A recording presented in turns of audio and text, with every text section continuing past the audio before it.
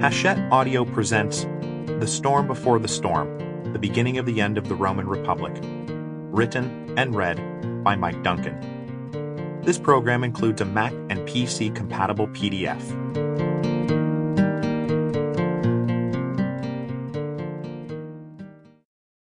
For brandy, for everything. Author's note. No period in human history has been more thoroughly studied than the fall of the Roman Republic. The names Caesar, Pompey, Cicero, Octavian, Mark Antony, and Cleopatra are among the most well-known names not just in Roman history, but in human history. Each year we are treated to a new book, movie, or TV show depicting the lives of this vaunted last generation of the Roman Republic. There are good reasons for their continued predominance. It is a period alive with fascinating personalities and earth-shattering events. It is especially riveting for those of us in the modern world who, suspecting the fragility of our own republican institutions, look to the rise of the Caesars as a cautionary tale. Ben Franklin's famous remark that the Constitutional Convention had produced a republic, if you can keep it, rings all these generations later as a warning bell. Surprisingly, there has been much less written about how the Roman Republic came to the brink of disaster in the first place, a question that is perhaps more relevant today than ever. A raging fire naturally commands attention, but to prevent future fires, one must ask how the fire started.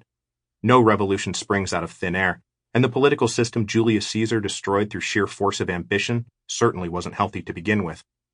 Much of the fuel that ignited in the 40s and 30s BC had been poured a century earlier. The critical generation that preceded that of Caesar, Cicero, and Antony, that of the revolutionary Gracchi brothers, the stubbornly ambitious Marius, and the infamously brash Sulla, is neglected.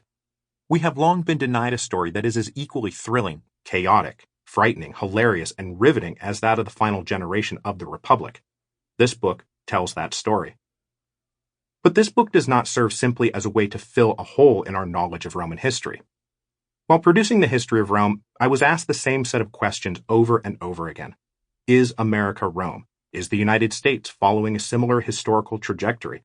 If so, where does the U.S. stand on the Roman timeline? Attempting to make a direct comparison between Rome and the United States is always fraught with danger, but that does not mean there is no value to entertaining the question. It at least behooves us to identify where in the 1,000-year history of the Roman Empire we might find an analogous historical setting. In that vein, let's explore this. We are not in the origin phase where a collection of exiles, dissidents, and vagabonds migrate to a new territory and establish a permanent settlement. That would correspond to the early colonial days. Nor are Sample complete. Ready to continue?